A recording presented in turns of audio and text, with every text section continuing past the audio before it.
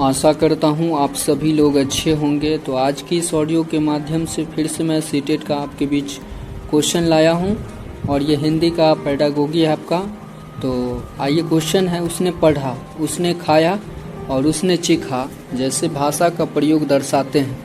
नियम का उल्लंघन, संदर्भ की समझ न होना, नियम कंठस्थ न होना या नियमों का अति सामान्यीकरण। तो इसका सही आंसर हो जाएगा नियमों का अति सामान्यीकरण।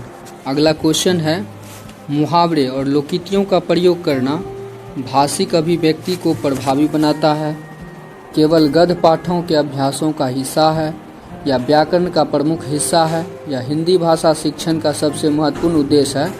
तो इसका सही आंसर हो जाएगा भाषिक अभिव्यक्ति को प्रभावी बनाता है। अगला क्वेश्चन है आपका, बच्चों के ज्ञान का आकलन करने में सर्वाधिक सहायक है प्रायोगिक प्रश्न, लघु उत्तरीय प्रश्न, वस्तुनिष्ठ प्रश्न या मौखिक प्रश्न। तो इसका सही आंसर हो जाएगा वस्तुनिष्ठ प्रश्न। अगला क्वेश्चन है, अध्यापक विद्यार्थियों की भाषाई कुशलता का आकलन करने के लिए उन्हें आपस में बातें करने के लिए कहता है, वह डैश प्रयोग करता है। तो वह आपका निरीक्षण विधि का, मौखिक परीक्षा का, प्रायोगिक परीक्षा का या संचय अभिलेख का। तो इसका सही आंसर हो जाएगा निरीक्षण विधि का। अगला क्वेश्चन है आपका, मुदिता 8वीं कक्षा में हिंदी भाषा पढ़ाती है। कविता के भाव के बारे में बातचीत करते समय आप उन्हें किस बात के प्रति सचेत रहने की सलाह देंगे? कविता को गद्य में परिवर्तित करने वाली गतिविधि कविता शिक्षण का अनिवार्य पक्ष है, कविता की भाषा व्याकरण पर विशेष बल दिया जाए या कविता में अलंकार रस पर विशेष बल दिया जाए या कविता का एक निश्चित भाव अर्थ नहीं हो सकता। तो इसका सही आंसर हो जाएगा कविता का एक निश्चित भाव अर्थ नहीं हो सकता। अगला क्वेश्चन है, पढ़ना के बारे में कौन सा कथन उचित नहीं है?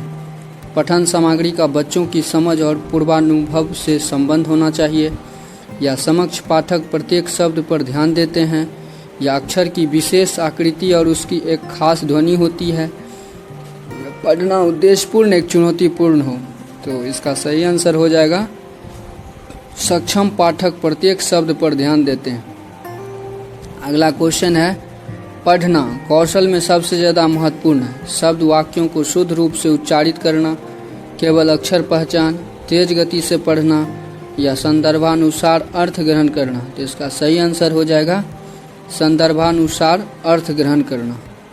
अगला क्वेश्चन है, सुलेखा ने पाठ को पढ़ते हुए जीवन को जिंदगी पढ़ा। यह इस ओर संकेत करता है कि उसे अक्षरों की पहचान में भ्रम हो जाता है, उसे केवल पठन अभ्यास की बहुत आवश्यकता है या सुलेखा ध्यान से नहीं पढ़ती या वह अक्षर पहचान की बजाय अर्थ को समझते हुए पढ़ रही है।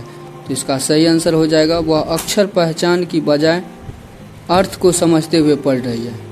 इसी तरीक़ा से अगला क्वेश्चन है कि उच्च प्राथमिक स्तर पर व्याकरण शिक्षण की उपयुक्त प्रणाली है पाठ्य पुस्तक प्रणाली, समवाय प्रणाली, भाषा संसर्ग प्रणाली या आगमन निगमन प्रणाली।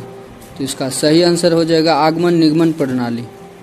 अगला क्वेश्चन है, वाक्य शिक्षण के लिए एक आवश्यक है कि छात्रों को गठन की सामान्य बातों से भली भांति परिचित करा दिया जाए। अर्थ अथवा भाव घोतन की दृष्टि से वाक्य